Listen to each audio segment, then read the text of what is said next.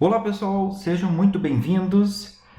Nesse vídeo nós vamos tratar sobre a norma regulamentadora número 26, sinalização de segurança. Você sabia que muitas empresas têm procedimentos, elas têm EPIs e até máquinas protegidas, mas muitas vezes elas continuam sofrendo acidentes por falhas na comunicação de risco em si?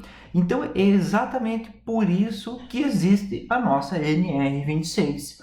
E nessa aula eu vou tratar justamente o papel real dessa norma 26, porque ele é tão importante na prevenção de acidentes e como nós podemos aplicar ela corretamente, a sinalização por cores, rótulos, as informações necessárias no ambiente de trabalho em si e de forma prática conforme a legislação. Então por aqui professor Felipe Molinar e nesse vídeo nós vamos discutir tópico por tópico desta nossa importante norma que é a 26, pessoal. Vamos junto lá.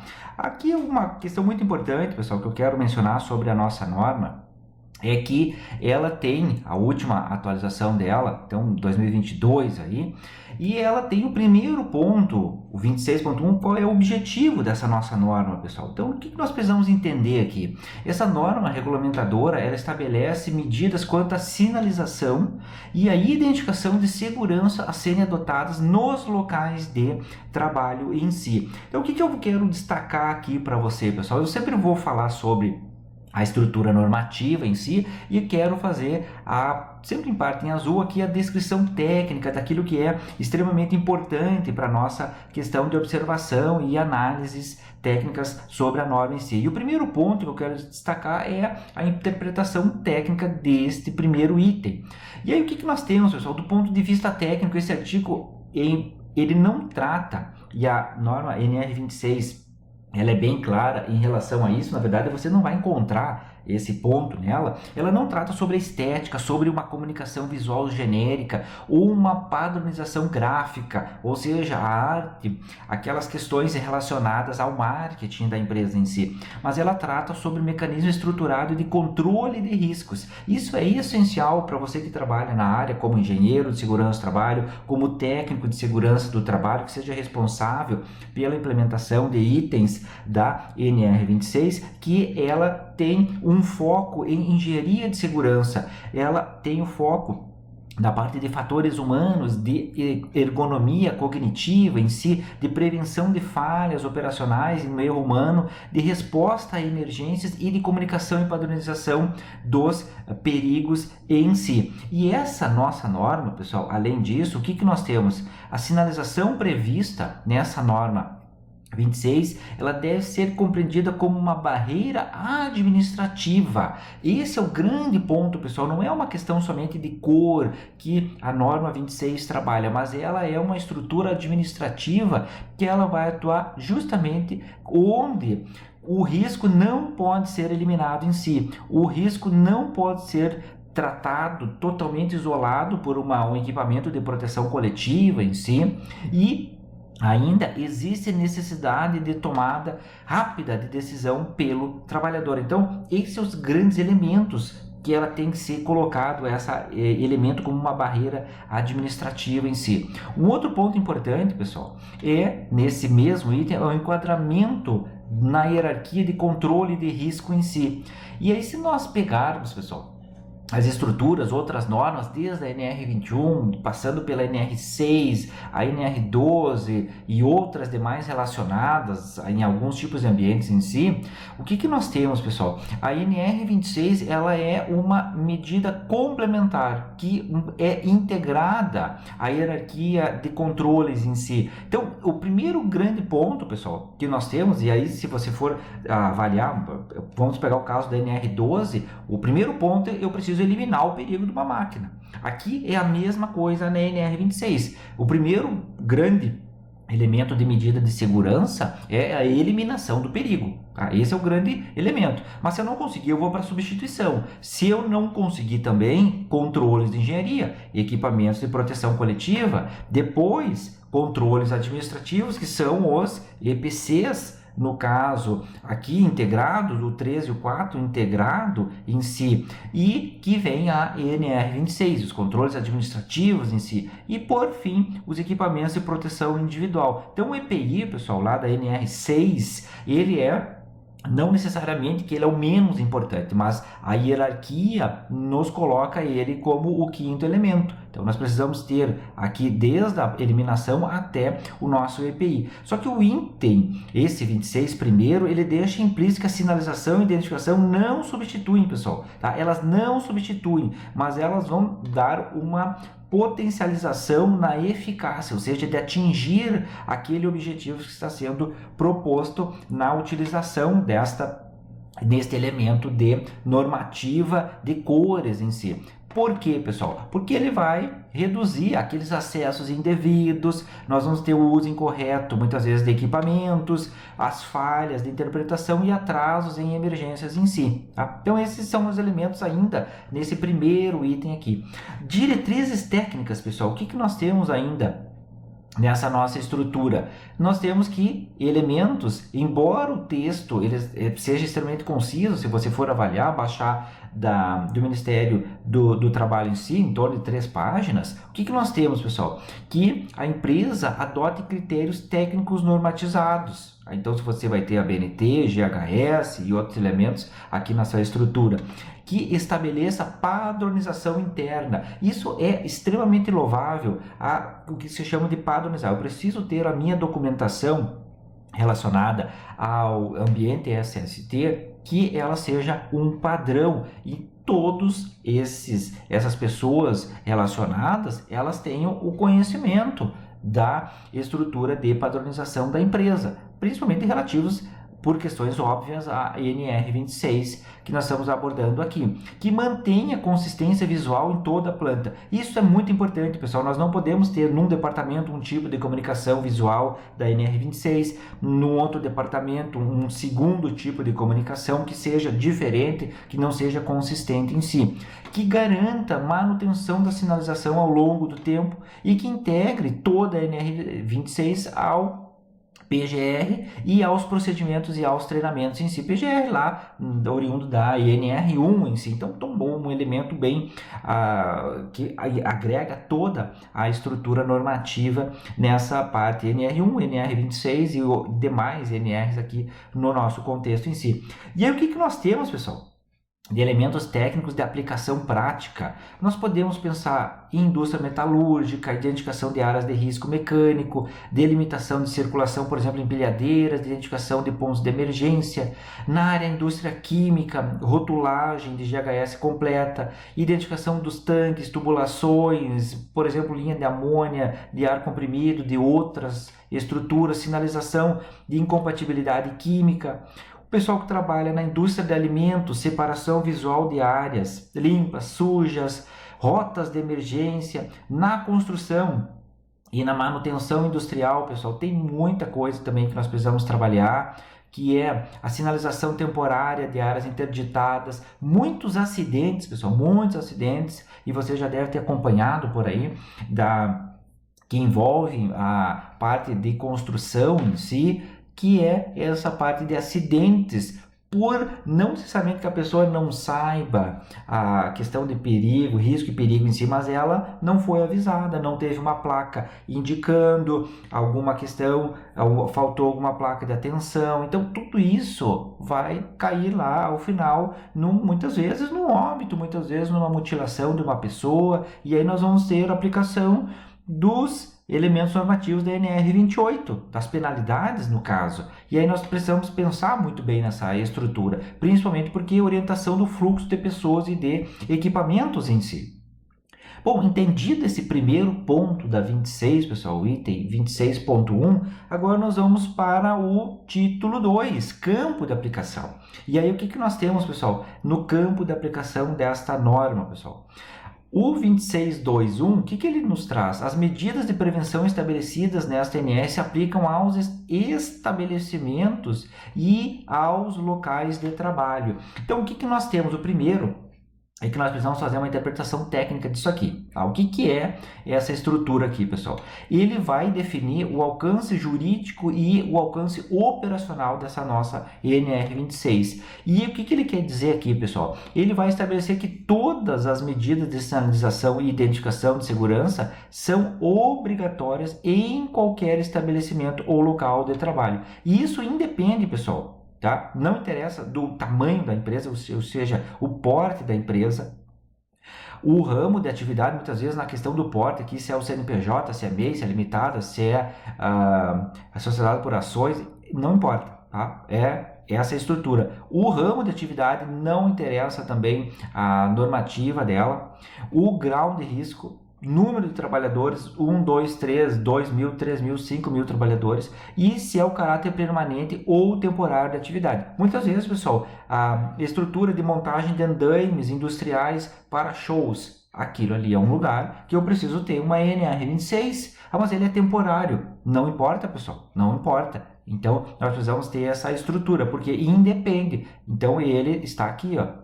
É uma questão temporária, não há problema. Canteiro de obra, temporário, mas não importa. Eu preciso ter a estrutura da NR26 colocada nesse ponto ou nesse guarda-chuva da NR26. Então, o que nós temos, pessoal?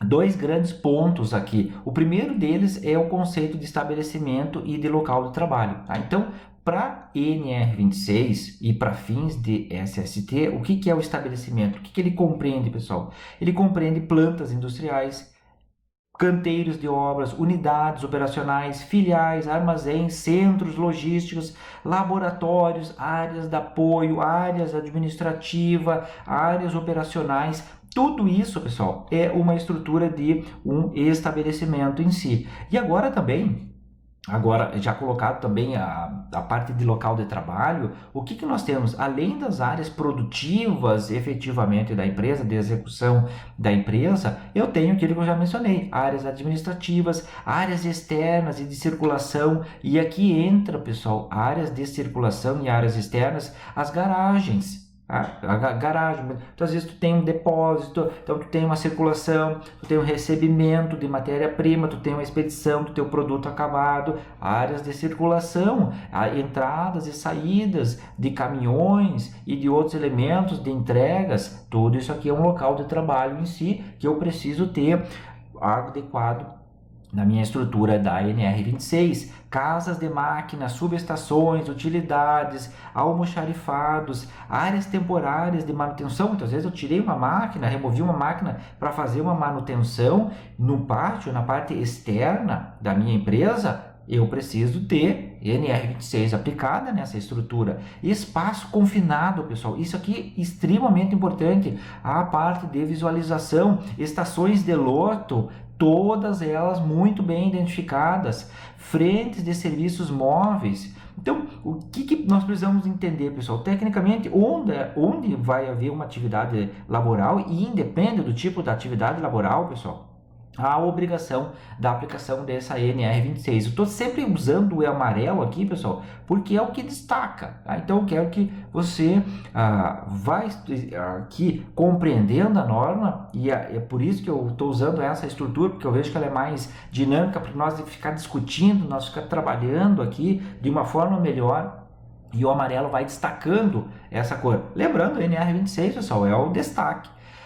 26.3, pessoal, sinalização por cor. E aí, 26.3.1, o que nós temos, pessoal? Já deixei marcado aqui, devem, ou seja, é obrigatório essa estrutura, ser adotadas cores para comunicação de segurança em estabelecimentos ou locais de trabalho, a fim de identificar ou de indicar, melhor dizendo, e advertir acerca dos perigos e riscos existentes, pessoal. Então, tem essa estrutura aqui que nós precisamos entender. Primeiro ponto, pessoal, interpretação técnica dessa norma aqui. O 26, ele diz o seguinte, que é uma obrigação objetiva, não é subjetiva, pessoal, tá? É uma obrigação objetiva, eu preciso fazer. O uso de cores como meio de comunicação, ele é mandatório, ele não é facultativo. Então, se você for avaliar na NR26, se eu tenho o meu local de trabalho, as cores são obrigatórias. As placas, identificação, sinalização, elas são obrigatórias. Não é porque eu estou aqui, eu vou escolher alguma coisa, eu vou pintar aqui, lá eu vou deixar. Não, ela é obrigatória em si. Então você já deve ter visto o verbo devem, ele está indicando uma exigência legal direta. Você tem que fazer você é obrigado, você não é facultativo, discricionário, opcional, você é obrigado, vinculante, de fazer a aplicação dessa NR26, a correta aplicação dela. Então, a ausência de comunicação por cores em situações onde há perigo ou risco configura uma não conformidade. Muitas vezes você tem uma fiscalização, auditor fiscal do trabalho, planilha NR28 de penalidades, você tem uma não conformidade. Ele indicou um perigo, indicou um risco, não tem nada indicando uma não conformidade, independentemente da empresa possuir procedimentos ou treinamentos. Isso aqui é importante, pessoal. Não adianta eu treinei o operador, olha, operador, aqui você não pode pôr a mão, mas eu preciso ter a minha indicação da NR26. Você tem que lembrar aquela hierarquia, por isso que eu já coloquei ela de início, a estrutura hierárquica da nossa estratégia de utilização. Do ponto de vista técnico, pessoal, então ele introduz formalmente o conceito que se chama de comunicação visual de risco, ou seja, nós precisamos atentar essa estrutura. Muitas vezes, pessoal, olha que interessante, muitas vezes as empresas têm um setor de comunicação que faz a comunicação com o cliente, com o stakeholder, o cliente externo em si, muitas vezes até pode ser com o cliente intermediário ou o cliente interno, os operadores em si, mas ela não estrutura uma parte de comunicação de risco em si. Então daqui a pouco são muito poucas as empresas que têm isso. Por quê? Porque elas colocam só para a parte do setor de SST, saúde e segurança do trabalho em si. Muitas vezes o pessoal fica sobrecarregado nessa estrutura e daqui a pouco o pessoal de comunicação que trabalha nas empresas também poderia absorver uma parceria, vamos dizer assim, não que ele seja responsável, mas uma parceria com o SST para ter uma comunicação mais efetiva, uma comunicação melhor na estrutura em si. Por quê? Porque reconhecendo que a cor é um instrumento de engenharia organizacional. Então o pessoal da comunicação conhece muito isso aqui, pessoal, tá? Então dá para nós pensar nessa estrutura, que são capazes de reduzir o tempo de percepção do risco, muitas vezes dependendo, é um segundo, pessoal, 2 segundos, mas imagina uma questão de uma prensa excêntrica, de um torno, enfim, o que eu tenho? Eu tenho uma estrutura muito rápida e que qualquer deslize, basta menos de 1 segundo em si, para eu ter um acidente que pode se tornar fatal. Então, reduzir o tempo de percepção do risco, minimizar as falhas humanas, orientar decisões rápidas em ambientes complexos, padronizar comportamentos seguros em si, isso é importante nós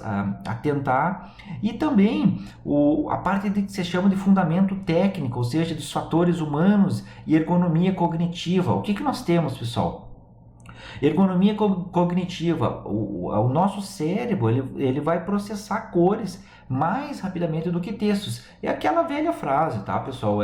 Uma imagem vale mais do que 1000 palavras. A mesma coisa, pessoal, das cores. Tá? Então eu tenho uma cor, eu tenho um símbolo, eu tenho uma placa, um aviso, uma advertência, uma estrutura que a pessoa enxerga aquilo muito melhor do que muitas vezes um monte de texto em si. Não adianta eu elaborar uma instrução de trabalho, um POP, um procedimento operacional padrão, deixar ele na gaveta ou não treinar o operador. Então eu preciso fazer os treinamentos, deixar visíveis, sim, mas também ter as cores para fazer a identificação. Porque em situação de estresse, fadiga, emergência, a interpretação textual é extremamente prejudicada, pessoal. Por isso que muitas vezes as máquinas têm um botão de emergência, o botão vermelho, ele tem que ser totalmente separado de qualquer outro botão. Por quê? Porque eu não posso apertar num botão, apertar num outro botão, aí depois mais um terceiro. Não, pessoal, é uma situação de extrema emergência. Só por quem passou por essa estrutura de ter que usar um botão de emergência, os tipo cogumelo, os vermelhos, sabe de o que se está sendo falado, pessoal. Então, se você já passou por isso, deixa seu comentário aí para você fazer essa estrutura do como ocorreu, de que fato ocorreu isso. E a cor, pessoal, ela ativa o que se chama de gatilho mental, ou gatilho perceptivo e imediato na estrutura. Isso é a parte de ergonomia cognitiva. Agora, se nós pensarmos em engenharia de segurança em si, pessoal, que é um outro ponto, as cores funcionam como uma barreira, aquilo que eu disse, administrativo visual, e reduz a dependência da memória de treinamento em si ou de experiência individual prévia. Só que não é, pessoal, eu não estou dizendo aqui que é para eliminar o treinamento, eu só estou dizendo que E isso auxilia, potencializa o treinamento que você mencionou na sua empresa em si. Então, faça o treinamento. Mas é um operador de caldeira, ele precisa ter o treinamento dele. Daqui a pouco o pessoal que trabalha NR11 precisa ter o seu treinamento em si, NR33, NR31, precisa ter o seu treinamento nessa estrutura. E a partir dessa estrutura, aí eu vou colocar as cores também trabalhando treinamentos, tornam o sistema mais robusto frente a um erro humano. Por isso, então, pessoal, essa nossa NR exige cores específicas para isso. E aí nós vamos ver um pouquinho de o que se chama de padrões corporativos de cores de segurança. Primeiro deles é o vermelho, pessoal, tá? Emergência e perigo imediato, que é usado para quê? Equipamentos de combate a incêndio, botões de parada de emergência, alarmes de dispositivos críticos, área de emergência. Só que, pessoal, também tem que o vermelho, aqui eu já vou deixando alguns tipos de placa em si, proibido o vermelho para decoração, para demarcação de áreas comuns e identificação genérica. Tá? Então, essa é uma estrutura.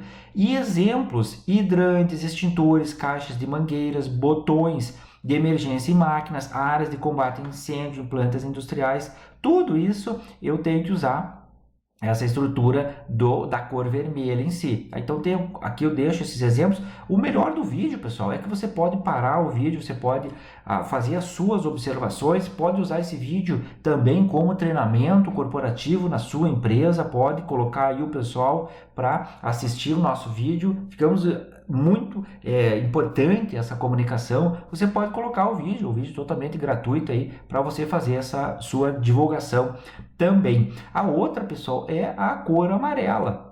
O que nós temos, pessoal? Por que eu estou usando amarelo aqui? Atenção, advertência. E aí é usado para quê? Riscos potenciais para eventuais obstáculos, bordas de plataformas, a parte de maquinários, áreas de circulação, equipamentos móveis, por exemplo, gradias de proteção que separam o ambiente de circulação de empilhadeiras no meio industrial em si. Então, posso colocar gradil, colocar ele numa estrutura de defensas metálicas em si, cores amarelas para essa estrutura. Aqui que eu coloco áreas de empilhadeiras, degraus, rampas, desníveis, plataformas elevatórias, pessoal, escadarias. Importante também fazer a cor em amarelo, escadas em caracol, toda essa estrutura tem que ser colocada esses elementos. Zonas de risco mecânico ao redor de máquinas, também pinturas em amarelo. Aqui alguns exemplos em si. Tá? Então, vamos começar a pensar nessa estrutura. Outro ponto, pessoal, outra cor para nós ir andando aqui. Verde, condição segura e de segurança. Uso permitido para rotas de fuga, saídas de emergência, para primeiros socorros, equipamentos de salvamento. Exemplos práticos em si, portas de emergência, chuveiros, lava-óleos, extremamente importante para o pessoal que trabalha na área de defensivos agrícolas. Então, chuveiro, lava-óleos, kit de primeiros socorros. Então, tem lá extintor, mangueira, hidrante e outros itens que eu posso colocar essa estrutura também. Azul, pessoal, obrigação, uso permitido, indicação de uso obrigatório de EPIs, instruções de comportamento seguro. Exemplos práticos, pessoal, uso obrigatório de capacete, de luvas, de óculos, de procedimentos mandatórios de segurança. Todas essas, alguns exemplos, que são alguns exemplos, tá, pessoal? Alguns exemplos que eu posso utilizar a cor azul em si. O laranja, pessoal, risco elevado específico. Por exemplo, uso permitido, áreas temporárias de alto risco, quando eu estou fazendo manutenção, obras, intervenções especiais. Laranja, questão dos cones, por exemplo. Tá? Então, o cone lá, estou fazendo algum tipo de manutenção, ele é laranja. Áreas isoladas durante manutenção, frentes de trabalho temporária, sinalização móvel de risco elevado. Isso é muito importante eu pensar nessa estrutura. Cor preta e branco, pessoal, é utilizado para delimitação e contraste em si. O que eu tenho? Uso permitido para quê? Para demarcação de áreas, faixas de segurança e a parte de contraste visual com outras cores. Aqui, pessoal, só na faixa de segurança, quando você tem estruturas que têm a circulação de pedestres e circulação de veículos automotores, é muito importante, na verdade seria obrigatório, mas que você pense na estrutura da sua empresa de colocar a faixa de segurança preto e branco, pessoal. Tá? Então, lembra essa estrutura, a demarcação para as pessoas fazer a movimentação, por exemplo, de um pavilhão para outro, de um departamento para outro. Então, faixas de segurança. Tem que fazer essa pintura, que é a área de circulação, zonas de segurança, limites operacionais em si. Tá? Então, só para você começar a pensar nessa estrutura. E é importante, deixo aqui também o item, não autoriza substituir os EPCs, equipamento de proteção coletiva, por cores, mas exige cores como complemento obrigatório. Aquela hierarquia nossa anterior de risco, pessoal. E um não quer derrubar o outro. Lembra? São elementos que se complementam na estrutura de segurança em si. Então vamos em frente, pessoal. 26, item 26.3.2. As cores utilizadas para identificar os equipamentos de segurança, delimitar áreas, identificar tubulações empregadas para condução de líquidos e gases e advertir contra riscos devem, pessoal, então obrigatório, tá? Obrigatório. Atender ao disposto nas normas técnicas oficiais. Aqui é uma questão importante, tá, pessoal?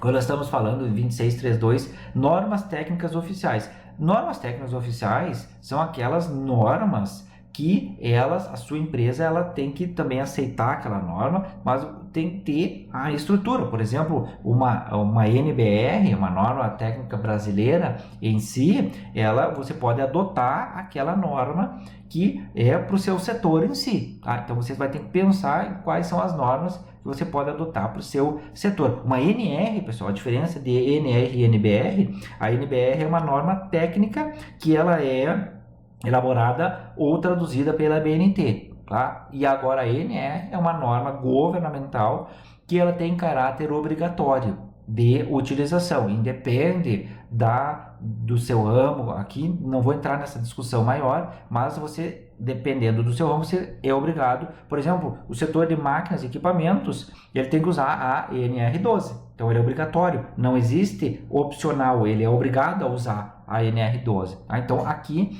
é essa estrutura. Então normas, ele se coloca ali, normas técnicas oficiais em si, principalmente aquelas normas da ABNT, Associação Brasileira de Normas Técnicas. Por quê, pessoal? Porque eu preciso retirar a subjetividade delas, tá? É obrigação de aderência a essas normas. Então, só que, claro, esse artigo estabelece que não é permitido adotar cores de forma empírica. Eu não posso, eu vou adotar aqui, eu gostei do azul, então eu vou adotar o azul. Aqui eu acho que o verde é legal, então eu vou pintar de verde isso aqui. Não, não é assim, pessoal. Tá? Eu preciso ter essa estrutura, nós já vamos ver também aqui um pouquinho mais abaixo, essa estrutura também. Não basta pintar, pessoal, é obrigatório seguir um referencial normativo reconhecido e a empresa deve ser capaz de demonstrar tecnicamente qual norma adotou e como aplica. Isso é importante, pessoal, muito importante. O setor de SS tem uma responsabilidade muito grande aqui quando se coloca essa estrutura de aplicação da NR26. Deixe os registros, deixe todos os elementos aí para não ter problema nenhum quando você estiver aplicando essa estrutura normativa. Porque em auditorias e fiscalizações, NR28, a pergunta é: qual norma técnica oficial fundamentada este padrão de cores? Fundamenta, absorve, estrutura, organiza esse seu padrão de cores em si. Se a empresa muitas vezes não tiver, há uma fragilidade técnica e jurídica, pessoal. Não necessariamente que vai haver uma não conformidade, mas você vai ter que trabalhar essa estrutura para justificar. Um outro ponto, pessoal, o que são normas técnicas oficiais? Então a ANR ela não fala, mas são reconhecidas por organismos oficiais ou normatizadores, amplamente aceitas no meio técnico, adotadas formalmente pela organização. E no contexto brasileiro, pessoal, o que nós temos? A ABNT, normas internacionais, a ISO ou a IEC, quando são aplicáveis em si, sistemas técnicos oficiais como o GHS para produtos químicos em si. Na verdade, a NR26 trabalha muito nessa parte do elemento de produtos químicos em si. E aí, o que eu deixo aqui para você? Que a empresa ela deve escolher formalmente quais normas técnicas ela vai adotar e registrar isso em procedimento. O que é procedimento, pessoal? Quando você fizer os POP, instrução de trabalho, coloca lá a estrutura, cite o referencial teórico, qual é a BNT ou alguma internacional que você está utilizando. Então tem aqui, pessoal, normas para utilização. A principal, vou deixar aqui para você ajudar a sua vida aí, é a 7195, a ABNT-NBR, então, Associação Brasileira de Normas Técnicas, Norma Técnica Brasileira 7195, cores para segurança. Então, você pode buscar essa estrutura de normativa aqui para utilizar. Aplica-se em equipamento de segurança, delimitação de áreas, sinalização de risco, cores de emergência, advertência, obrigação e segurança. Aquilo que eu mencionei anteriormente, pessoal. Aqui vai ter cores padronizadas, o vermelho, amarelo, verde, azul, laranja e preto e branco, tá? Outra norma, pessoal, a BNT-NBR 6493, emprego de cores para identificação de tubulações. Então, o pessoal que trabalha, por exemplo, em frigoríficos principalmente, claro, outros setores, mas a 6493, identificação de tubulações, obrigatório, tubulações de líquidos, gases, identificação dos fluidos, sentido de fluxo. Muitas vezes você tem essa estrutura, mas o pessoal identifica a tubulação por cor em si, líquido, gás, o tipo de fluido, mas muitas vezes não indica o sentido. Então, lembra dessa estrutura. Não é muita coisa, pessoal. São itens fáceis de utilizar. Basta ter a vontade de fazer a identificação correta e estrutural nesse elemento. Porque exige uma cor base conforme o fluido, identificação textual do produto, setas indicando o sentido e a repetição ao longo da tubulação em si. Uma outra norma, pessoal, a BNT-NBR 13434, partes 1, 2, 3, que é a sinalização de segurança contra incêndio. E aí você vai ter lá sinalização de rotas de fuga, de saída de emergência, de equipamento de combate a incêndio, iluminação e visibilidade. O pessoal que trabalha em PPCI também tem questões dos bombeiros, corpo de bombeiros, para trabalhar nessas partes aqui de sinalização de segurança contra incêndio em si, pessoal. Tá?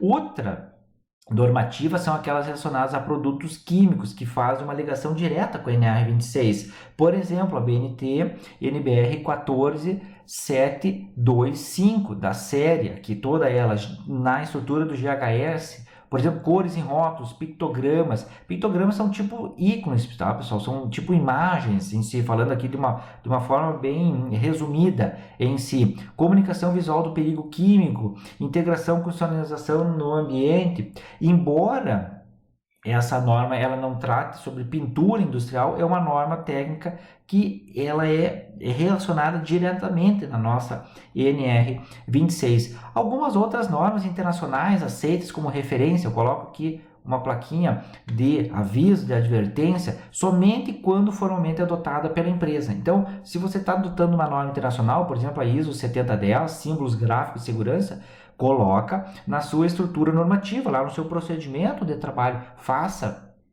o treinamento das pessoas usando os pictogramas padronizados internacionalmente. Tá? E outra norma, ISO 3864, cores e sinais de segurança. Vai definir os princípios de cores, contraste, legibilidade, tudo isso que vai ter como uma aceitação, como uma referência técnica complementar. E outras referências técnicas que eu também posso citar, eu coloquei um pouco aqui, até para você também ter um domínio maior nessa estrutura, a NFPA 704, que é o diamante de risco, muito utilizado para o setor de riscos químicos, aqui, por exemplo, de saúde, de inflamabilidade, reatividade, riscos especiais, o que é utilizado nas áreas químicas de armazenamento, de transporte de produtos químicos em si. O único detalhe aqui, pessoal, para nós fechar esse ponto, ela não substitui o GHS nem a BNT, ela apenas complementa, tá? Essa última norma aqui que eu falei anteriormente. Outro item, pessoal, 2633, pessoal, a utilização de cores, ela não dispensa o emprego de outras formas de prevenção de acidentes. Aquilo que eu mencionei antes, pessoal, tá? A questão de hierarquias em si. A NR26 deixa claro, a sinalização não substitui controle de risco, porque ela, em termos legais, sinalização não elimina os EPCs, não substitui proteção de máquinas e equipamentos. A nossa muito preocupante NR12, se você é gestor industrial, nós também trabalhamos com a NR12 na questão de ART, de laudos técnicos e tudo mais, de apreciação de riscos. Então, fica essa questão da NR12, treinamentos de NR12. E aí, não elimina a necessidade de treinamento ou de procedimento. Muitas vezes o pessoal faz um tipo de treinamento, coloca lá o treina na NR12, e aí ele acha, o gestor acha, bom, já treinei na NR12, então já está treinado em outras normas. Não, na verdade, pessoal, na verdade ele está treinado, se for o caso, na NR12.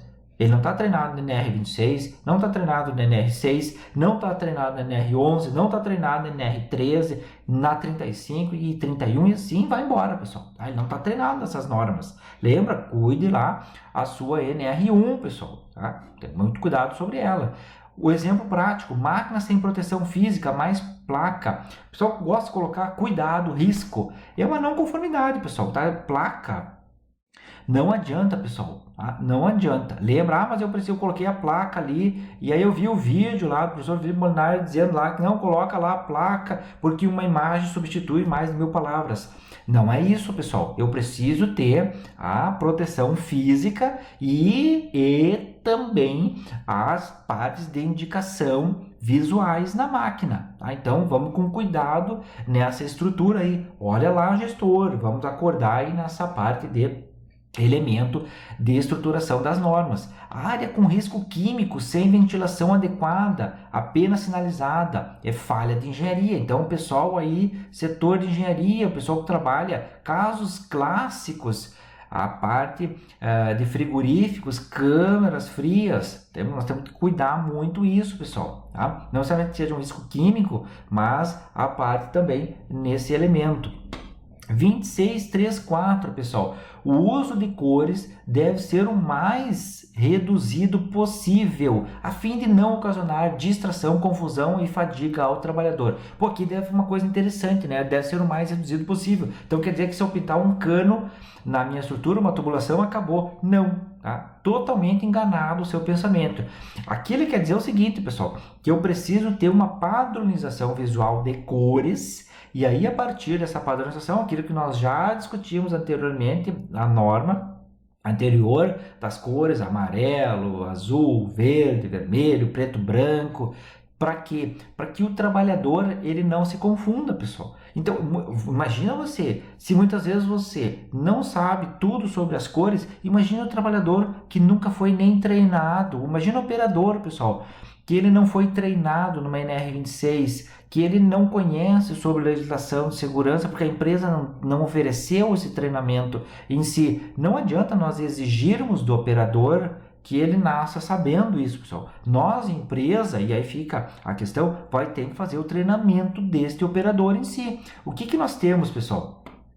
Tecnicamente, a NR26 reconhece que o uso excessivo de cores compromete a eficácia. E aí, o que nós temos aqui? Como empresa, eu preciso selecionar a cor de forma criteriosa. O que quer dizer selecionar, pessoal? Redundância de novo. Eu preciso ter uma estrutura normativa para minhas cores, restringir o número de cores a um padrão nacional identificável e aceito pelas empresas, pela fiscalização também, evitar redundâncias visuais desnecessárias, preservar a capacidade de atenção e resposta do trabalhador. Tá? O que eu preciso ter é uma atenção integrada. E aí, aqui o que eu já discuti anteriormente, o uso reduzido possível não significa ausência de cores, mas o uso apenas quando houver função clara de segurança, quando eu tiver a eliminação de cores sem significado técnico, a limitação da paleta cromática de cores e padronização rigorosa. Pessoal, cores de segurança não é um efeito, aquilo que eu já disse lá no início, pessoal, não é estética, não é marketing da empresa, é uma estrutura que eu preciso ter de segurança para o contexto empresarial. Marketing é extremamente bem-vindo nessa questão, porém eu preciso me atentar aos elementos de segurança, de paletas cromáticas em si. E o enquadramento, pessoal, vamos andar mais um pouquinho aqui, ó, na hierarquia de controles em si. Lembrando, barreira administrativa deve ser simples, deve ser intuitiva e imediatamente compreensível. Tá? A questão das cores em si. Quando a comunicação se torna complexa, ela vai perder a sua função de barreira administrativa e vai causar um risco adicional na sua estrutura produtiva. E aí tem vários exemplos, pessoal.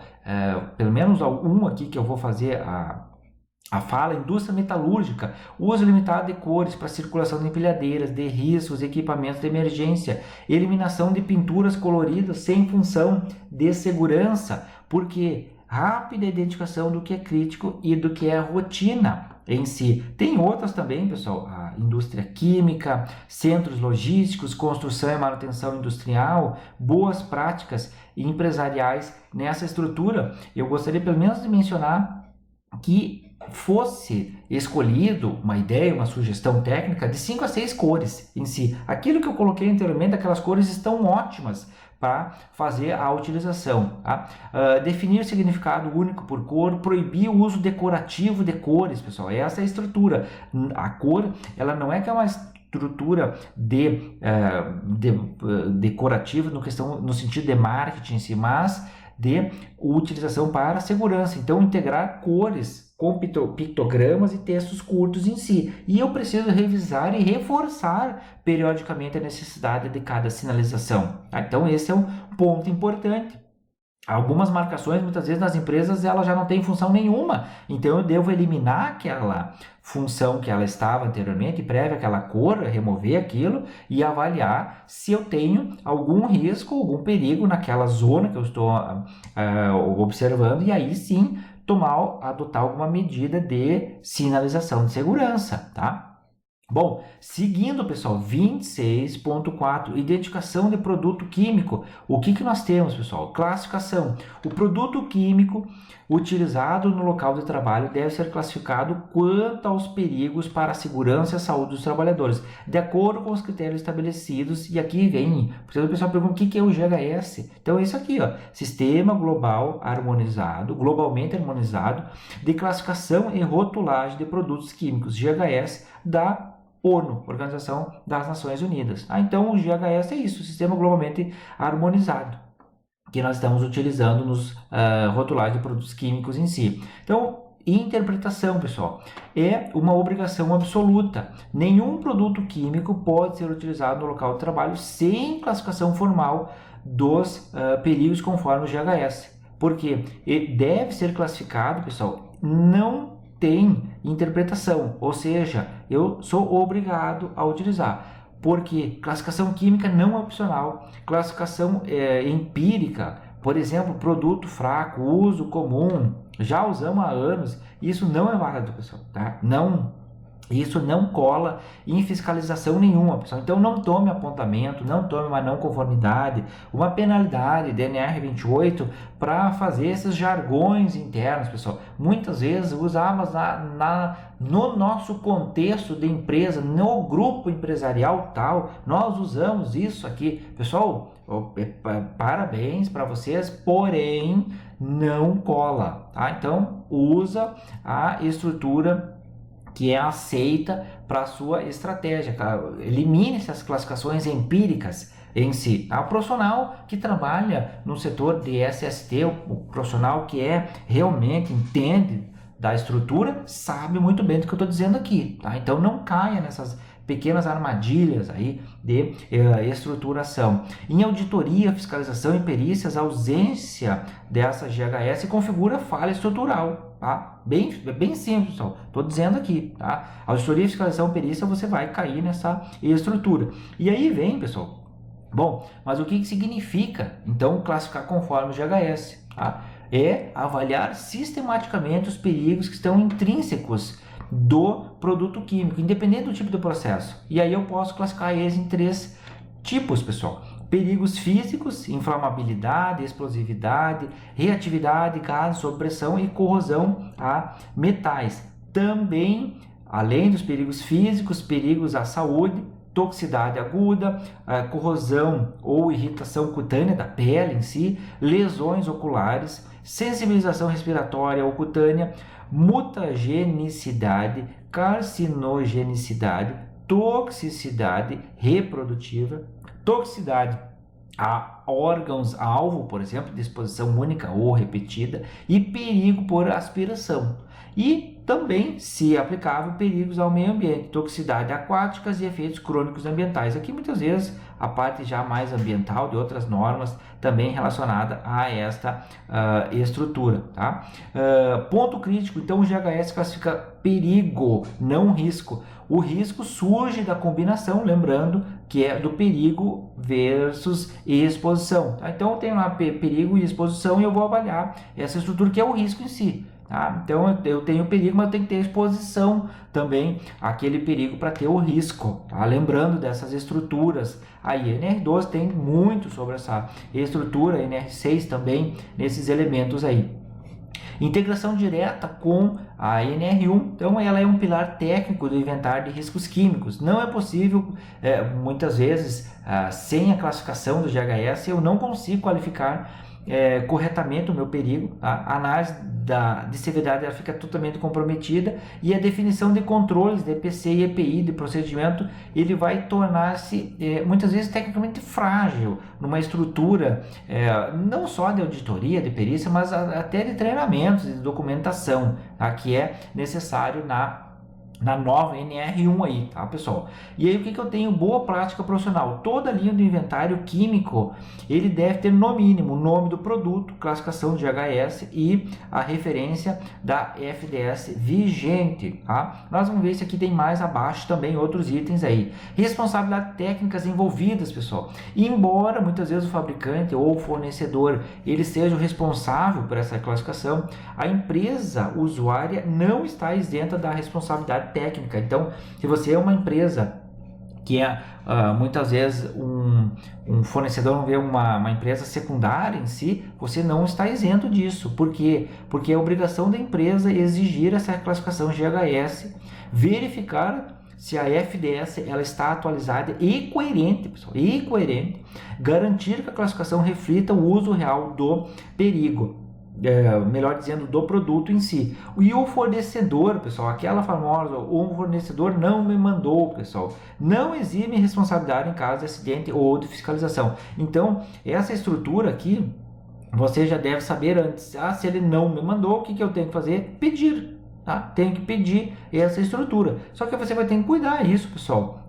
Muitas vezes tem fabricante que manda estruturas genéricas. Você vai ter que avaliar se é para aquele produto que você comprou, que você adquiriu em si. Cuidar da responsabilidade solidária aqui nesse contexto em si. Então, exemplos técnicos de aplicação prática. Indústria metalúrgica, pelo menos uma estrutura, óleos de corte, desengraxantes, solventes, classificados quanto à irritação cutânea, a toxicidade por inalação, riscos por aquecimentos e névoas em si no ambiente industrial. Muitas vezes se está trabalhando numa fundição e outros elementos aí, se tem essa estrutura que eu preciso, riscos de aquecimento e de névoas em si. E tem indústria química.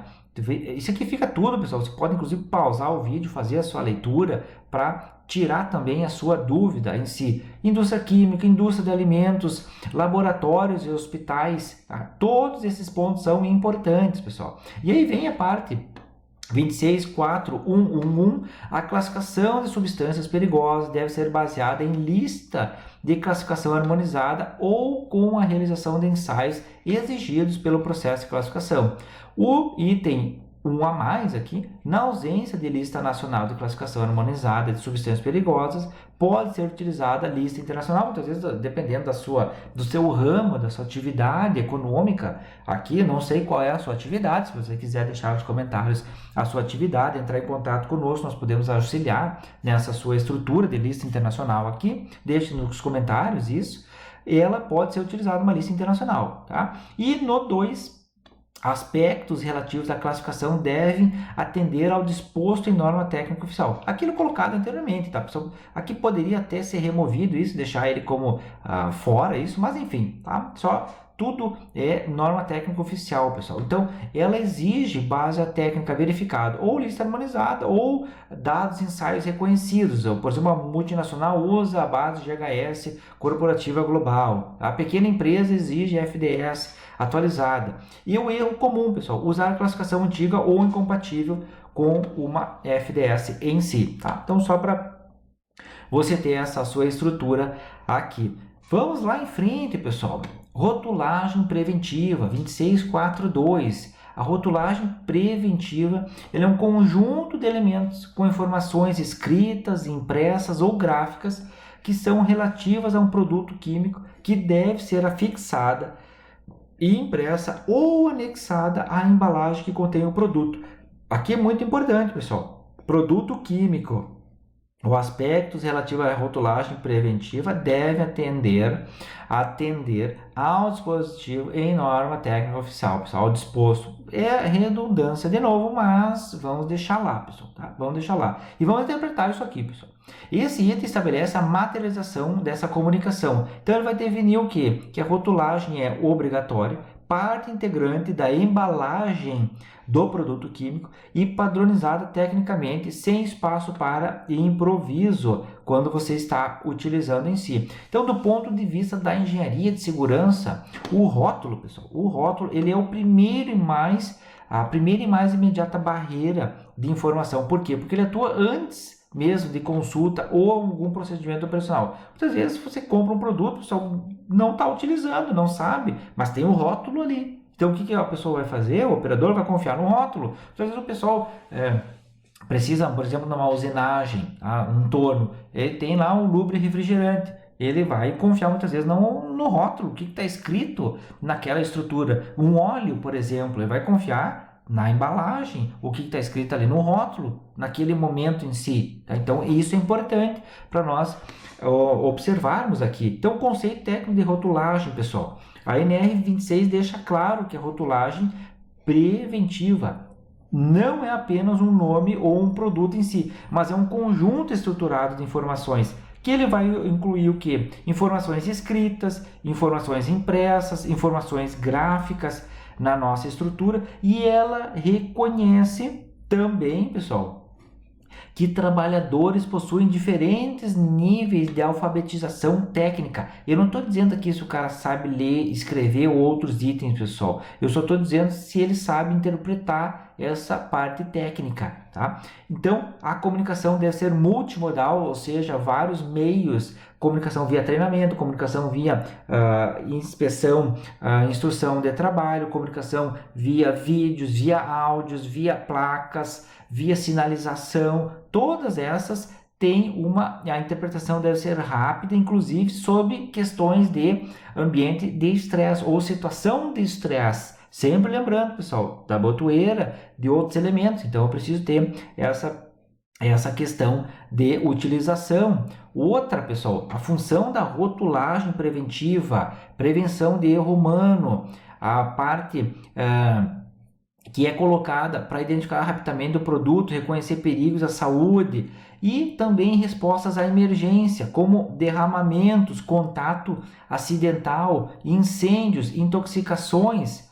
E muitas vezes aquilo que eu disse, o rótulo é a única fonte de informação imediata que você tem disponível no ambiente de trabalho, pessoal. Imagina uma empresa aí com 3 mil operadores em si, cada um utilizando algum tipo de óleo, lubre, refrigerante, enfim, outros produtos químicos em si.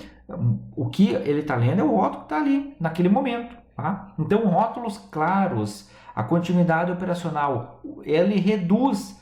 Ele não elimina, pessoal, mas ele reduz o uso incorreto, misturas indevidas, danos a equipamentos e contaminações cruzadas em si. E aí, um outro ponto é a importância desse nosso item aqui. Ele é crítico porque ele vai eliminar interpretações subjetivas em si. Tá? Então, estabelece que não basta rotular, ela deve obedecer a alguma norma técnica que seja conhecida em si. Tá? Um ponto aqui, pessoal, que eu quero destacar é o que se chama de leitura típica de um auditor ou de um fiscal. Qual norma técnica fundamenta este rótulo? Se não houver resposta documentada, é uma não conformidade, NR28, tá? Então, só para cuidar esse ponto aí. E aí deixo alguns exemplos aqui, ó, que você também pode fazer, pausar o vídeo. Exemplo técnico de aplicação: indústria metalúrgica, desengraxantes e solventes com rótulos contendo pictogramas, advertência e frase de perigo, recipientes secundários, bombonas, pulverizadores, NR31, pessoal, rotulados, e evita o uso incorreto e exposição dérmica ou inalatória, dérmica à pele, pessoal, tá? Indústria química, rótulos padronizados em matérias-primas, intermediários e produtos acabados ou produtos finais, identificação clara de incompatibilizantes, suporte imediato ao pessoal da brigada de incêndio, indústria de alimentos, laboratórios, hospitais, clínicas, o pessoal de logística e armazenamento. Então, todas essas estruturas.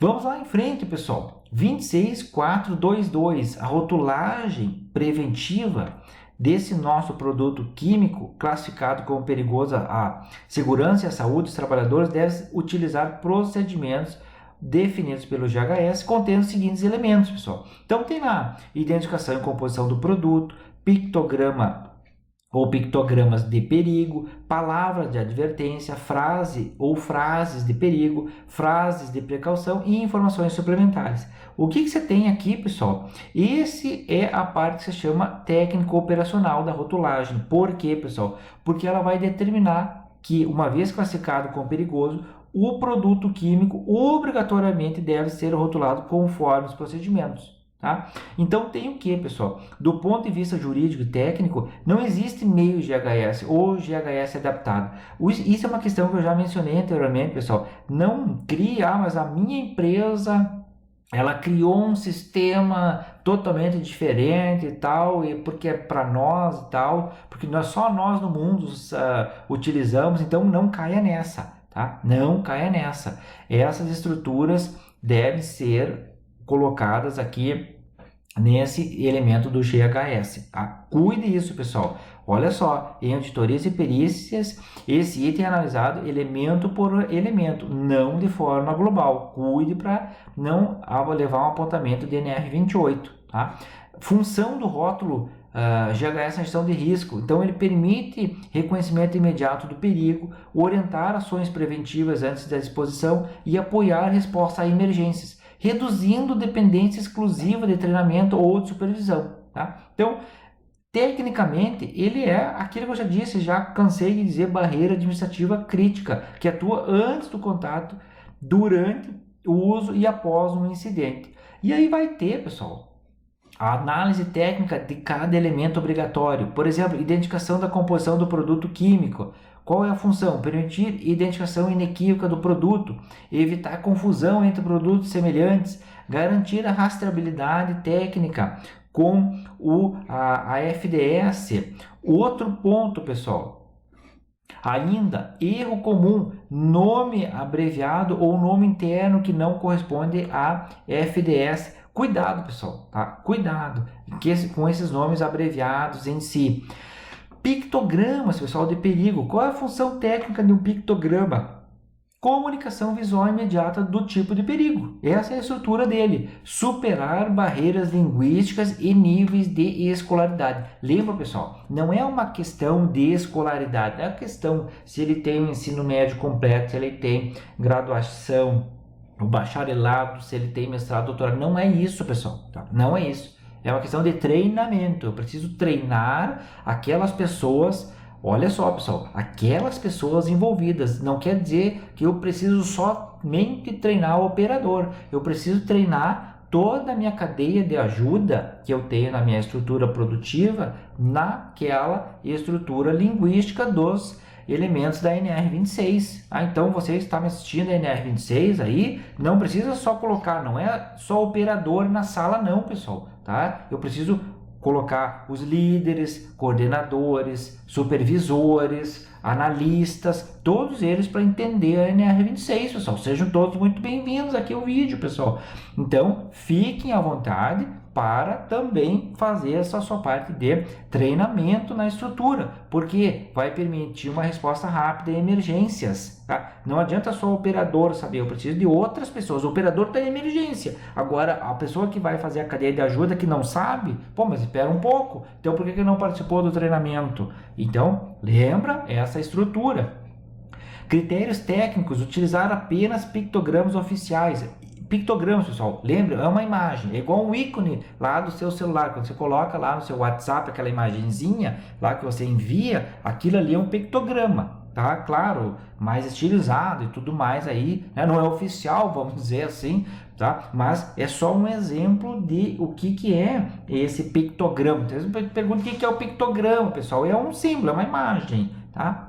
Essa estrutura sendo colocada aqui para utilização. E aí tem, pessoal, exemplo prático, produto corrosivo, pictograma de corrosão alertando risco à pele, óleos e materiais. Inflamável, imagem de chama visível, mesma distância. Então, essa é a estrutura, tá? Para fazer essa organização. Palavra de advertência, pessoal. Função, indicar um nível relativo de severidade do perigo. Ou seja, o que eu tenho? O GHS prevê duas estruturas: perigo, perigos mais severos, e atenção, aqueles que são menos severos em si. Um exemplo clássico: ácido forte. Então, é perigo. Produto irritante leve. Atenção, eu preciso ter essa minha estrutura de colocação das mensagens. Outra, frase de perigo, descrever a natureza e a gravidade desse perigo de forma padronizada. Por exemplo, utilizar frases codificadas, texto padronizado internacionalmente, corresponde diretamente à classificação do produto que está sendo colocado. Exemplo prático, provoca queimaduras graves à pele e danos aos olhos. Líquido e vapores altamente inflamáveis. Tá? O que eu não posso, pessoal, isso aqui eu vou fazer uma questão importante, que é o erro comum, que é crítico, frases genéricas, por exemplo, produto perigoso, tá? Frases não correspondentes à classificação real, que é uma norma. Lembra, na sua empresa, muitas vezes você vai ter que ter essa estrutura para se defender também na sua parte de utilização de normas. Outra, pessoal, a frase de precaução, ou frases P aqui no caso, orientar como prevenir, responder, armazenar e descartar o produto com segurança. O que tem? Abrangência. Por exemplo, de prevenção, uso de EPI, de ventilação, resposta à emergência, derramamento de contato, armazenamento seguro, destinação adequada. Então, usar luvas de proteção e proteção ocular em si, em caso de contato com a pele, lavar imediatamente com a água. E tudo isso, pessoal, vai cair nas chamadas informações suplementares também. Por quê? Porque ela usa uma complementação do rótulo quando o perigo não é totalmente coberto por frases anteriores, da linha H ou P. E há riscos específicos do produto ou do uso. Por exemplo, incompatibilidades químicas, riscos por aquecimento, restrições específicas de uso, informações regulatórias adicionais. Por exemplo, superfícies aquecidas, pessoal. Superfícies aquecidas, eu não enxergo o calor em si. Eu preciso colocar uma identificação que aquela superfície ela está aquecida ou é aquecida em si. Então eu preciso ter essa estrutura. Não adianta depois que eu colocar a mão e queimar, tiver uma queimadura em si, aí que eu vou perceber que, bom, mas era uma superfície aquecida, ninguém me avisou. Claro, porque faltava o risco por aquecimento ser colocado naquela superfície. Então tenho que colocar, omitir informações relevantes porque não é obrigatório, pessoal. Aí é uma questão de avaliar, lembra, perigo e risco na minha estrutura e os graus, a hierarquia nessa minha estratégia em si. Integração com outros elementos do sistema SST, pessoal, deve estar alinhados com a FDS, com o programa, o PGR da NR1, procedimentos operacionais, treinamentos e planos de emergência da empresa. Muitas vezes, claro, depende do tamanho da sua empresa, mas a CIPA também tem uma participação importante nisso. Tá? Então tem que ter essa estruturação, planos de emergência, CIPA aí, tá? Pode também ter essa estruturação, tem norma para CIPA sobre isso também. Exemplos técnicos de aplicação por setor, indústria química, rotulagem rigorosa das embalagens, integração com a brigada de emergência, metalurgia e manufatura, solventes, óleos, tintas, com rótulos completos, redução de dermatites, intoxicações ocupacionais em si, laboratórios em si. Outro ponto, pessoal, 26.423, o produto químico não classificado como perigoso, não classificado, pessoal, como perigoso a segurança e a saúde dos trabalhadores, conforme o GHS então é obrigatório, de rotulagem preventiva simplificada, que contenha no mínimo a indicação do nome, a informação de que se trata de produto não classificado como perigoso e recomendações de precaução. Aqui é importante, pessoal, eu não posso simplesmente pegar e reduzir a todos, tá? Reduzir a todos como ele não é perigoso em si, tá? Então eu faço uma redução porque eu quero. Não, eu preciso ter muito cuidado nisso aqui. Muito cuidado. E aí eu vou ter o que aqui, ó, pessoal? O produto não perigoso não significa produto sem identificação, tá? Então eu preciso identificar o meu produto em si. Não é porque ele não é perigoso que eu não vou fazer a minha identificação. Muito cuidado nisso, tá? Tenha muito cuidado. Mesmo quando o produto não é classificado como perigoso pelo GHS, a norma está exigindo uma rotulagem preventiva mínima. Então, o que quer dizer isso aqui, pessoal? Todo produto químico ele deve ser identificável, sendo ou não essa rotulagem aqui mínima ou não, tá? O trabalhador deve saber o que está utilizando, treinamento para esse trabalhador, e deve existir orientações básicas de precaução, ainda que o produto não seja perigoso. Então, todos esses são comentários. Lembrando, pessoal, a parte azul são os comentários aí.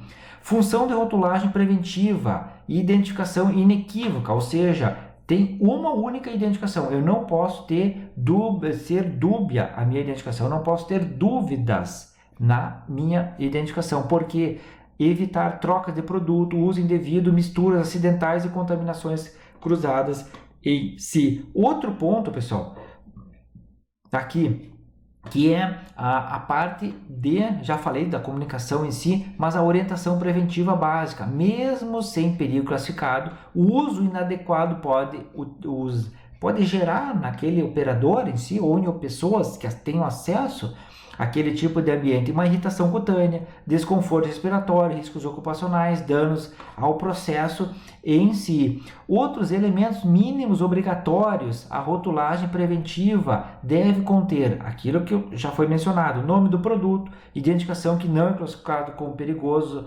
conforme o GHS e recomendações de precaução. E aí vamos seguindo, pessoal, partindo já mais para o final da nossa norma, o 26.424, os produtos notificados ou registrados como saneantes na Agência Nacional de Vigilância Sanitária, a Anvisa, estão dispensados do cumprimento das obrigações de rotulagem preventiva estabelecidas pelos subitens 26.421, 26.421 e 26.422, pessoal. O que quer dizer isso?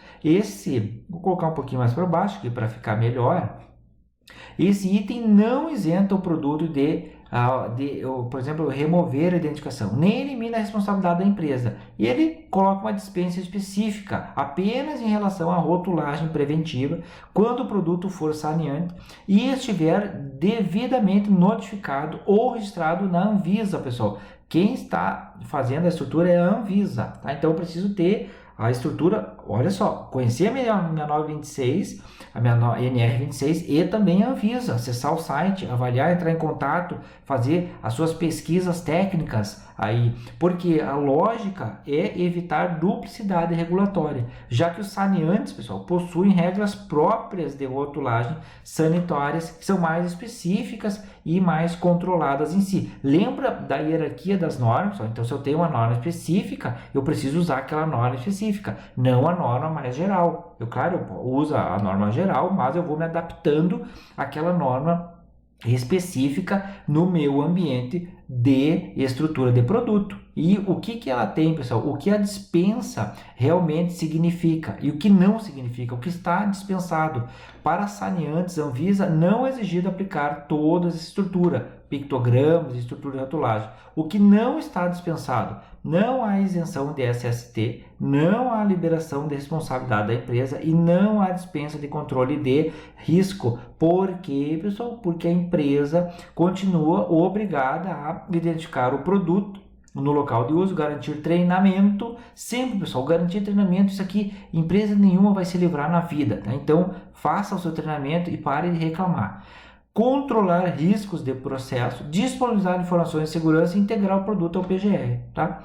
E o que eu tenho, pessoal, mais ainda de interpretação aqui, risco de interpretação equivocada. Um erro que é muito frequente nas empresas é interpretar esse item como produto Anvisa não precisa de controle de segurança. Pessoal, não coloque nas costas da Anvisa o erro que você está fazendo na sua estrutura. Tá? Então, isso é tecnicamente incorreto. A dispensa é apenas na rotulagem, porque o produto já possui rotulagem sanitária obrigatória, que é oriunda da fiscalização pela Anvisa em si.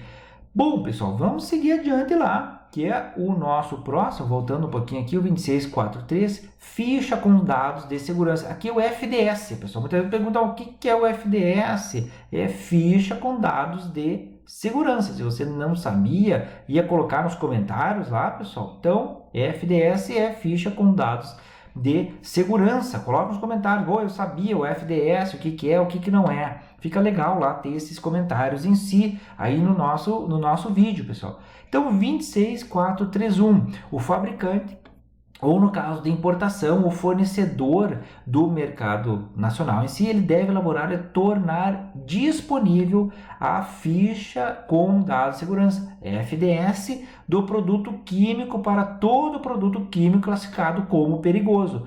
Lembra, pessoal, aquele que é classificado como perigoso em si. Então, o que eu tenho? Interpretação técnica, de novo. Ele vai estabelecer a espinha dorsal da documentação de gestão dos riscos químicos, que é a nossa FDS em si. Então, tecnicamente, o que eu tenho? Ele determina que todo produto químico classificado como perigoso deve possuir agora sim, a nossa FDS.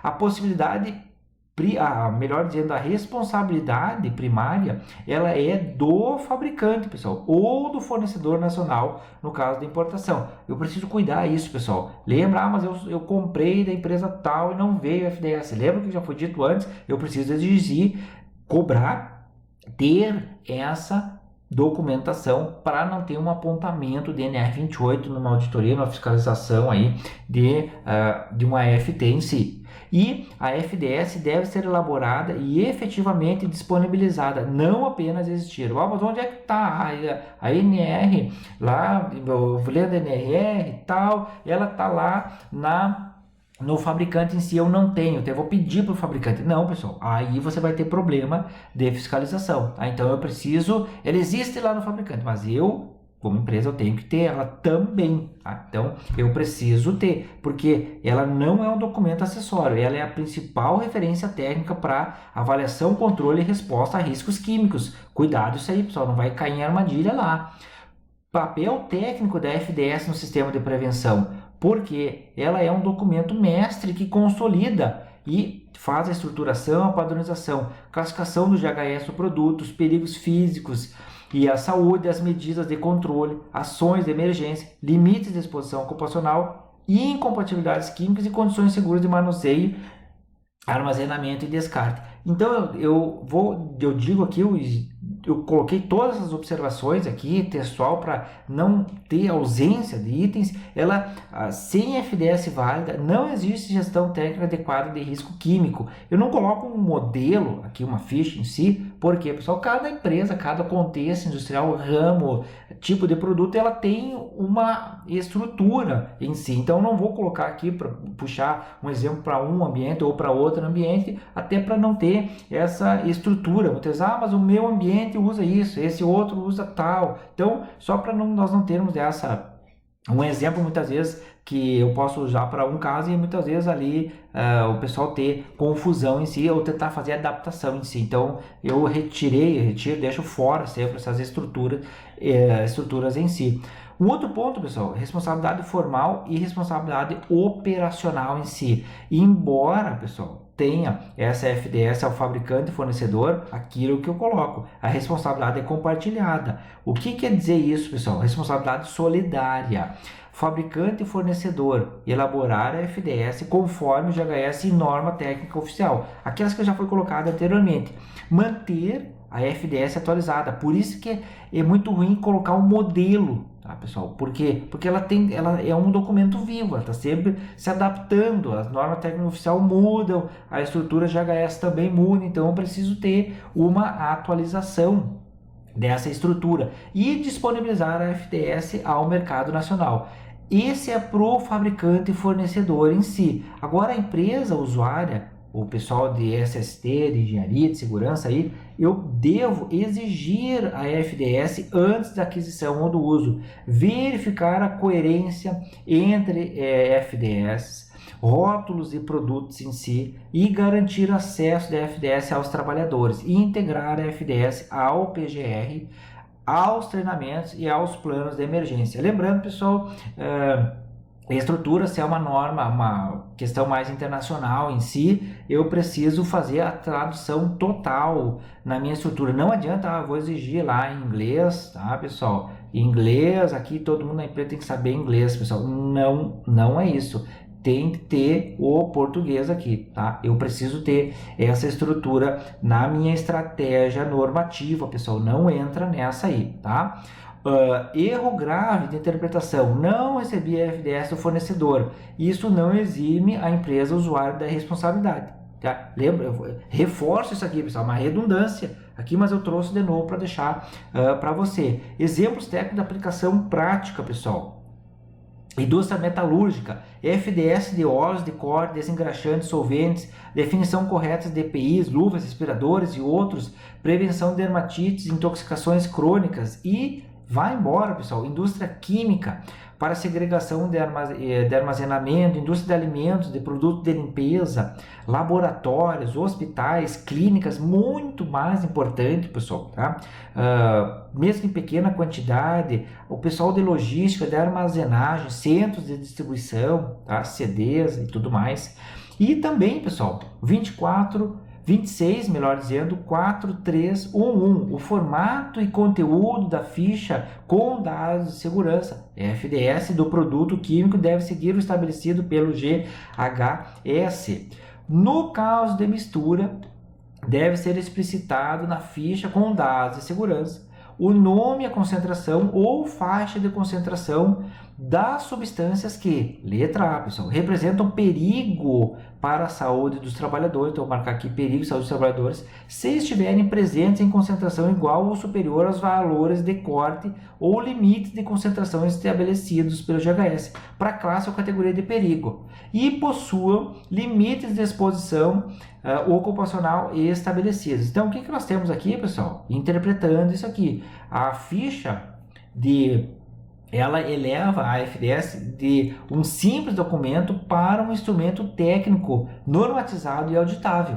Então eu preciso cuidar isso, não é aquela, porque muitas vezes o pessoal faz isso, em instrução de trabalho, o pessoal gosta de fazer isso. Eu tenho lá a instrução colocada lá no PCP, tá lá, então planejamento, controle de produção, tem lá todas as instruções de trabalho. Cadê o operador? Sabe? Não, ele nem conhece. Então, pessoal, não é essa estrutura aí. Eu preciso colocar ela como uma estrutura normatizada e auditável, cuja estrutura, conteúdo e nível de detalhamento não são livres.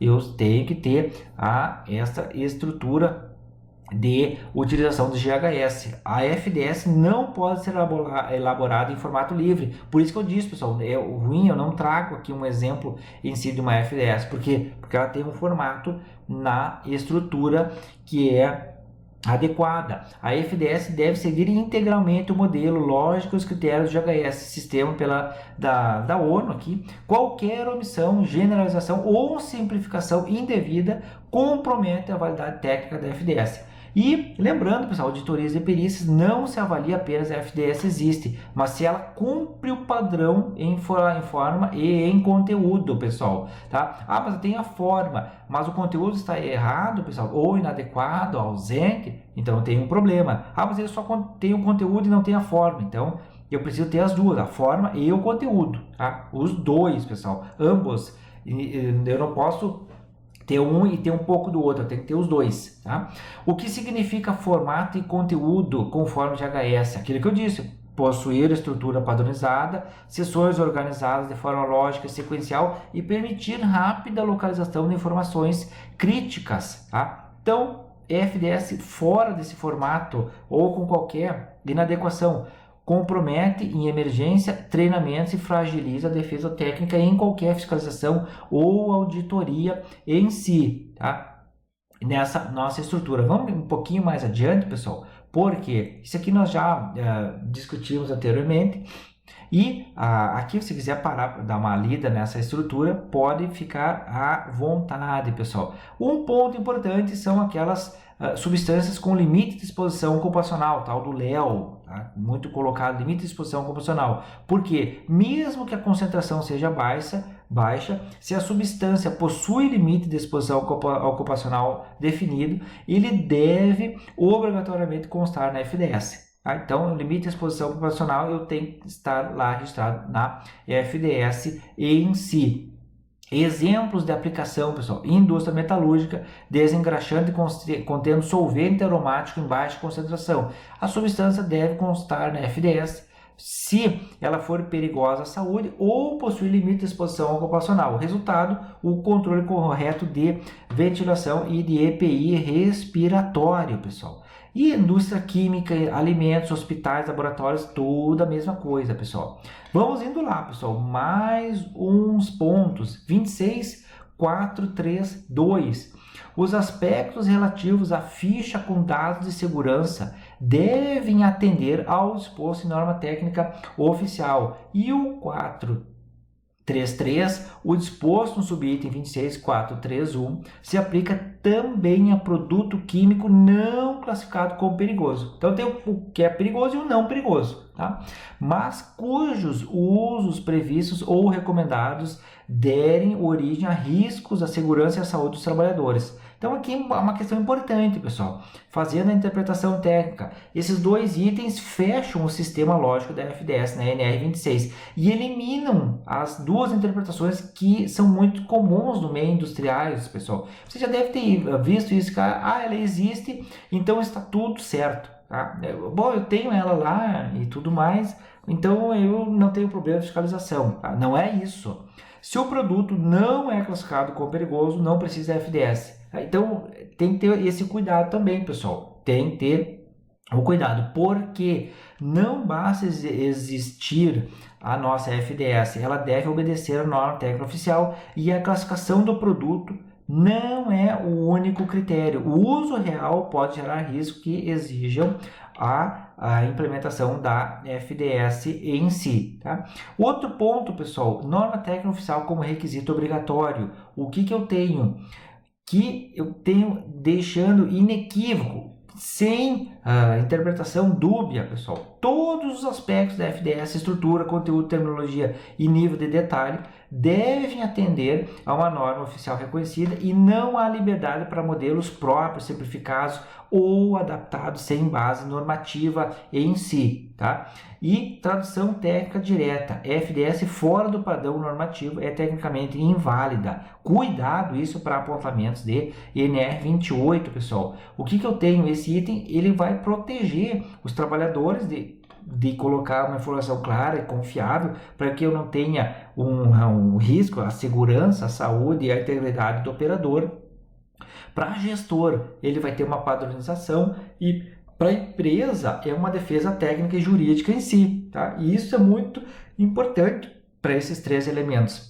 Para o trabalhador, para os gestores e para a empresa em si. Então, andando mais um pouquinho, pessoal, leitura do auditor na questão ou do perito em si. Qual norma técnica oficial fundamenta esta FDS? Se a empresa não conseguir demonstrar, então eu tenho uma não conformidade caracterizada a aplicação da NR28 aí, tá? Então, outro ponto em si, pessoal, andando um pouquinho mais, a ampliação do conceito de risco químico, que é o que se chama de mudança do padrão trazido pela norma em si.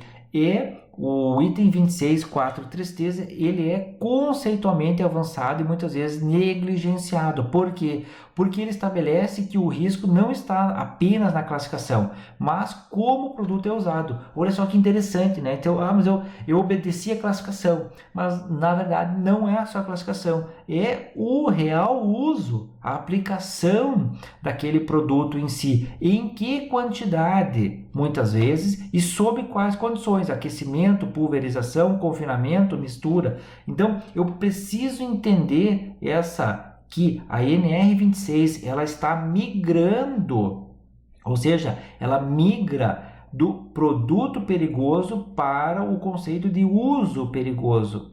Ou seja, não basta eu só saber que ele é produto perigoso, mas é o uso perigoso dessa estrutura que eu estou pondo na minha estratégia de aplicação empresarial. Ou seja, em qual a implicação técnica disso? Mesmo que um produto não seja classificado como perigoso pelo GHS, ele deve ter FDS se o uso previsto ou recomendado gerar risco à segurança ou à saúde. E vai incluir tudo aquilo que eu já mencionei: aquecimento, nebulização, contato repetitivo, pessoal, degradação térmica, reação com outros produtos e exposição prolongada em si. E aí, já entrando mais para o final aqui, pessoal, exemplos de aplicação: indústria metalúrgica, óleo lubrificante não classificado como perigoso, uso em alta temperatura gera névoas inaláveis, muitas vezes o operador nem percebeu aquilo, e exposição crônica, que é o risco respiratório. O que eu tenho? Resultado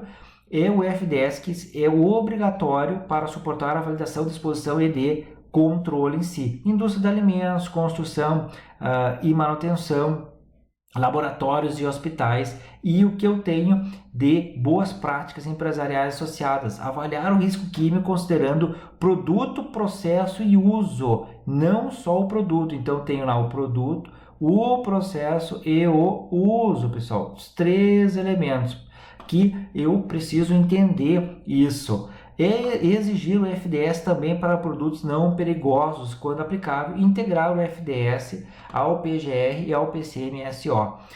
E envolver, por questão lógica, o pessoal SDSST e engenharia na homologação de produtos, e revisar riscos quando houver mudança de uso ou mudança de processos em si.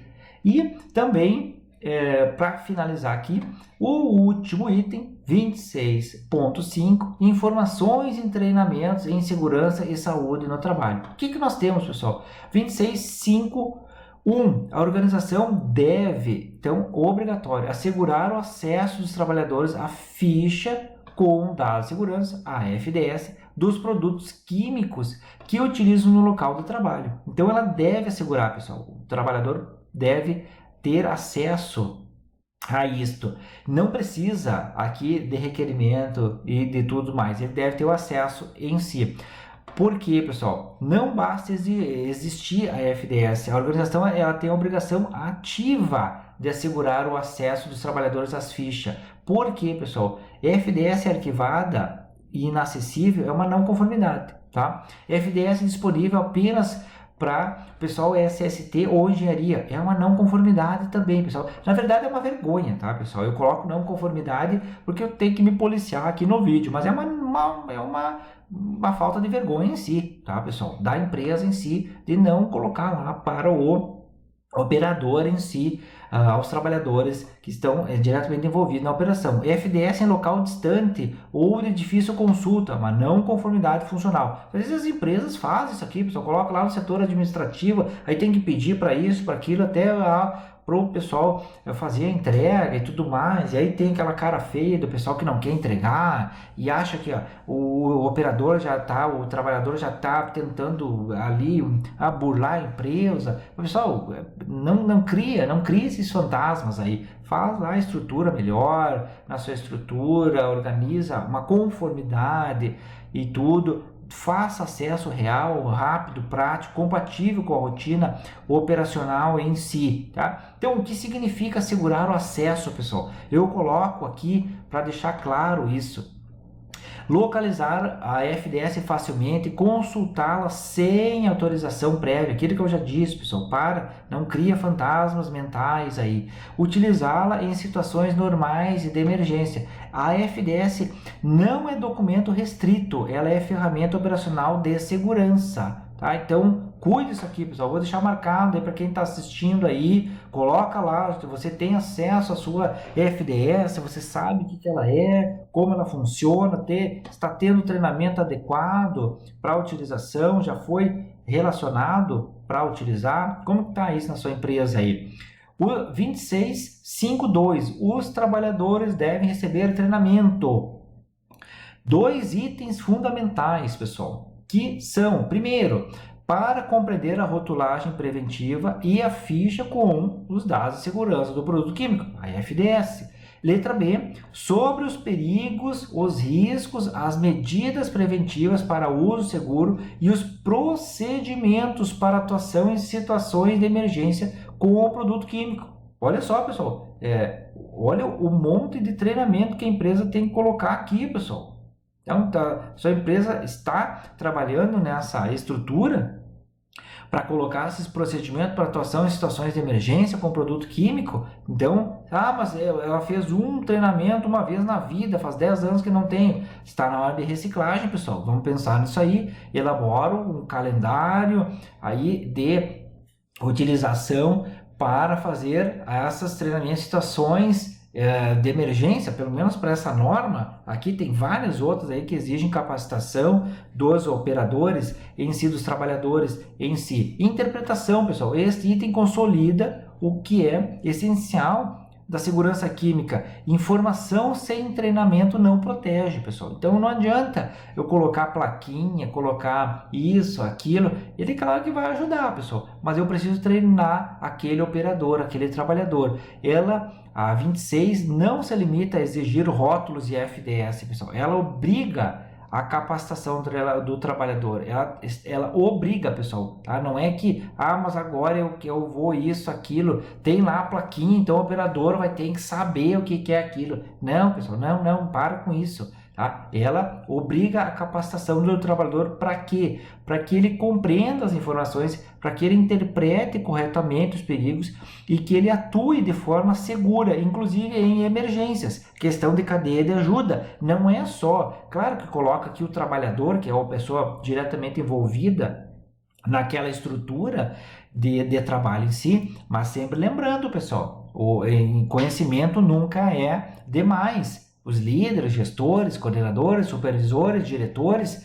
Pessoal, olha o tamanho da 26 aqui, pessoal. Uma norma aí de 1h30 de vídeo. Então, pelo amor de Deus, senta ali, escuta a norma, trabalha bem ela, que vai dar tudo certo ali na sua vida.